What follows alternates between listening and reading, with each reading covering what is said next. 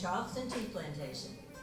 While tea grows in some 34 countries around the world, surprisingly there's only one tea estate in all of North America. And that's right here at the Charleston Tea Plantation. In the late 1800s, Dr. Charles Shepherd created the Pinehurst Tea Plantation in nearby Somerville, South Carolina. He brought the finest ancestral tea bushes from China and India to Pinehurst, where the plants flourished. That's because this area around Charleston, known as the Low Country, provides all the natural elements so necessary to growing tea. In 1960, direct botanical descendants of those Pinehurst plants were transplanted to the Charleston Tea Plantation's garden, where they were lovingly restored to their former grandeur. Today, we have hundreds of thousands of tea bushes on a 127-acre farm. Charleston Tea Plantation is special because it's the only place in North America where tea is both grown and manufactured. It's the home of American classic tea. Now, if you kindly walk to the next video screen, we'd like to tell you this is the tour how the tea is made. Is created. There you go. So these are the machine. Right there.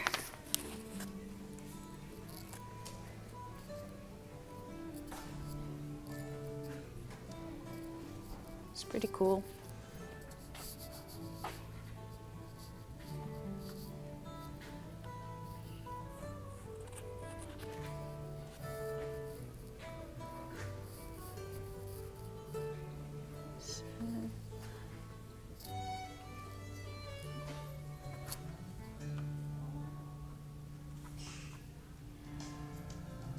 The tea bush is an evergreen plant that goes dormant in the winter and loves the summer when it's very hot. 100 plus degrees during the day with lots of humidity and rain. Because Charleston Tea Plantation receives an average 75 days of rain in this area each year, this is an ideal location for growing tea. Every spring, as our tea bushes wake up from their winter nap and feel the warmth of the new summer sun, they flush up 3 to 5 inches of new shoots. It is from these tiny, fresh new leaves that we produce our American classic tea. Once we cut off these new shoots, the tea bush will flush up another 3 to 5 inch growth in 14 to 21 days. In a typical summer, from May through September, we get anywhere from 7 to 10 cuttings from the same bush. Incidentally, the tea bush is naturally insect and disease resistant. It can grow for hundreds of years, yet still maintain a high quality level of leaf production. And we are very proud of our all-natural growing process here at the Charleston Tea Plantation. We do not use any insecticides or fungicides on the tea plants we have here in the garden. To plant new fields, we clone new seedlings from the cuttings of existing plants. From those cuttings, new seedlings will take 3 to 4 years to grow. You're good. Hi, cutie. Now let's look at the fine art of creating tea. The first thing we do is gather fresh new tea leaves from the field. We do this by employing a custom-designed tea leaf harvester, which we've nicknamed our Green Giant. There is no other machine like this in all of North America. The precise scissor-action cutting bar clips the newest, youngest leaves from the tea bush. Using a powerful air blower mounted on the front of the harvester, newly plucked leaves are blown up a chute and into a holding basket at the rear of the vehicle. All day long, the leaves are collected and brought to the factory, where they are laid out on a vast wire mesh bed. It is here that the process called withering begins. That's the withering bed. Is to remove 12% of the moisture from the tea leaves, leaving the leaf soft and pliable. As our leaves come in from the field, a huge auger distributes them evenly to a depth of up to 12 inches over our 18-foot wide, 45-foot long belt. Revolving iron rods help to prod the leaves into clicks. Once the loading of the bed is completed, these 5,000 pounds of tea leaves will rest quietly for a period of 18 hours.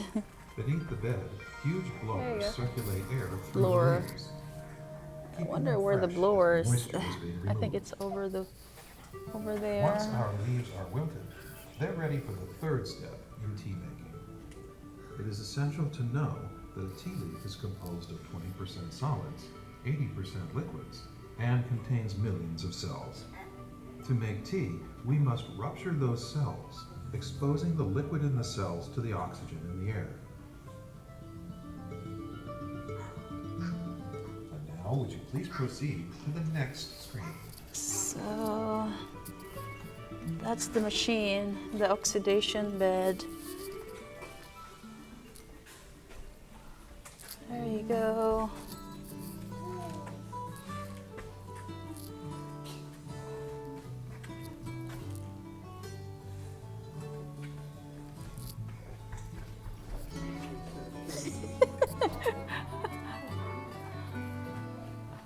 Processing and finishing.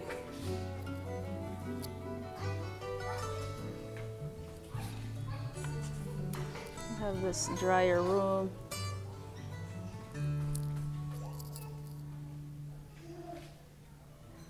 This is sorting area. As we just learned, tea is composed of 20% solids, 80% liquids, and contains millions of cells.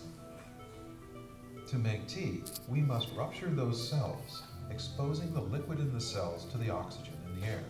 The amount of time that the liquid in the leaf is exposed to air determines whether we get black tea, oolong tea, or green tea. To rupture the cells and tear the tea leaf into hundreds of tiny pieces for tea bags, the wilted leaves are run through a machine called a rotovane. The rotovane is a cylindrical chamber containing a shaft That is the with teeth rotovane. called veins. There you go. High-speed rotating veins intermesh with stationary veins to crush and tear the leaves. It is this grinding action which ruptures the cells of the leaves and exposes their juices to the air. We use two rotovanes in tandem. The tea then falls into a third grinder that flops the tea and breaks the clumps in order for the tea to fully oxidize. This gives our tea a particularly fine cup. The amount of oxidation in the next step determines the type of tea: black, green, and oolong. To make oolong and black tea, broken leaves are spread evenly to a depth of 2 inches onto an oxidation bed. Here, the newly broken leaf, with all of its exposed juices, Yeah, that's the bed travels again. ever so This is slowly the oxidation from one bed. end of the belt to the other, a distance of 28 feet. 28 feet. During this time, a complex chemical event takes place, which changes the broken leaf from a greenish color at the start to a brownish color at the end. This is the miracle of tea making, the point at which tea develops all of its rich color and flavor. For black tea, the time on the oxidation bed is 50 minutes. That period of time will produce the rich amber color and the full-bodied flavor we enjoy as black tea. For oolong tea, the type of tea served in most Chinese restaurants, the time will be only 15 minutes. That will give us a lighter golden brown color in the cup and a delicate nut-like flavor so good with Chinese food. As for green tea, there is no time, 0 minutes, on the withering bed and Wow. on the oxidation bed. The minute it comes in from the field, it is steamed to stop any possible oxidation, put through the rotovane, and then immediately into a dryer. With no oxidation whatsoever, green tea is going to be very pale in color and quite delicate in flavor.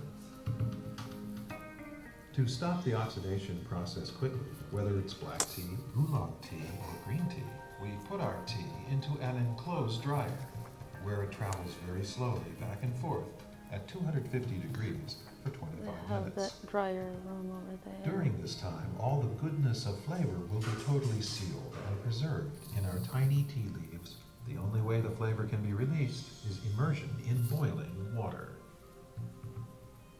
At this point in the process, our finished tea product has lost nearly 97% of its moisture and 80% of its weight. In other words, every 5 pounds of fresh leaf brought in from the field yields only 1 pound of finished tea. After the tea exits the dryer, it contains a large amount of stalk and fiber left over from the harvesting process. To remove all of this material, the tea is passed through two major sieves. As the tea falls through the first sieve, most of the stalk and fiber are removed. In the second sieve, more stalk and fiber are separated. As our tea exits the second sieve, it still contains a very small amount of stalk and fiber. To remove the last of this material, we're going to use the magic of static electricity to lift this residue, which is lighter than the tea. The static electricity is created by plastic reels brushing up against felt pads.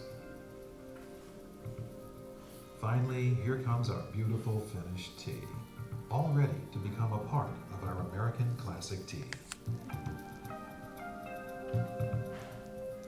Only about 20 hours ago, our tea was growing in the field. Now we have this beautiful pure black tea.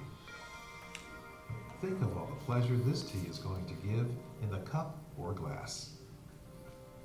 So as you've seen, the making of tea is a very special process. We hope you've learned a lot. And thanks so much for being with us today.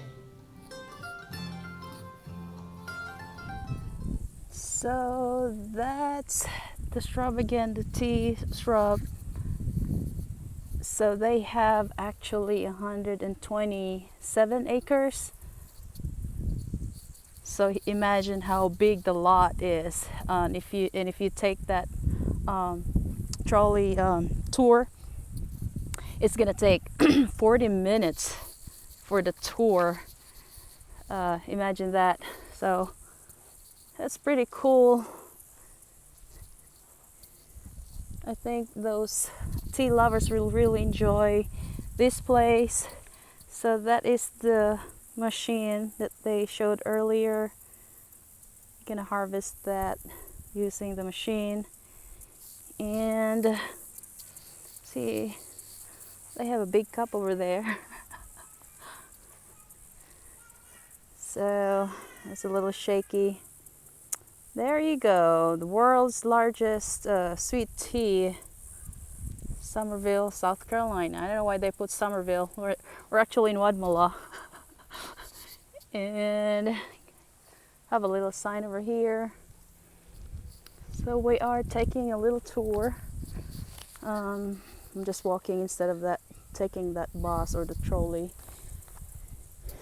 But it's relaxing.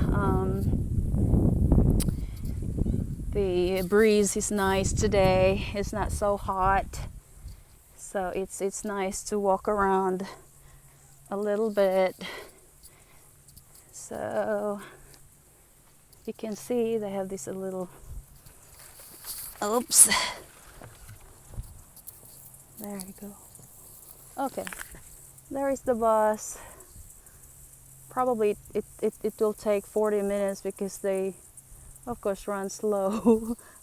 So you're touring, so they didn't really like running 30 miles, 40 miles an hour like we do, or at least like I do, right? Or even faster. But that's it, guys. It's really nice. So those who are in the US, and if you love tea or you're in the area, this is a nice place to stop by. Just stop by for a tour, and also they have free taste, samples of their tea.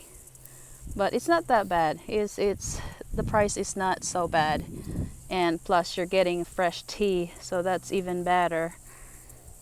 So that's our tea tour for today, and next time we're gonna go to the vineyard. So that's where the liquor or the wine distillery. We're gonna do that tour again as well. That's also a nice tour, and they have some free tasting as well. So to those who likes wine, loves tea, so come on over.